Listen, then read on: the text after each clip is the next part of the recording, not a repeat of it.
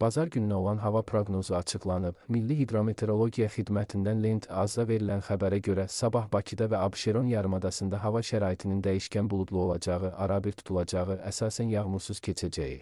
Lakin 3-dən 4-nə keçən gecə və axşam bəzi yerlərdə yağış yağacağı gözlənilir. Axşam yarımadanın bəzi yerlərində qısa müddətli leysan xarakterli olacağı, şimşək çaxacağı ehtimalı var. Arabir güclənən şimal-qərb küləyi gündüz zəifləyəcək. Havanın temperaturu gecə 12-15 isti, gündüz 17-22 isti olacaq. Atmosfer təzyiqi 761 mm civə sütunu təşkil edəcək. Nisbi rütubət gecə 70-80. Gündüz 55-65 olacaq. Azərbaycanın rayonlarında bəzi yerlərdə arabir yağıntılı olacağı, şimşək çaxacağı gözlənilir.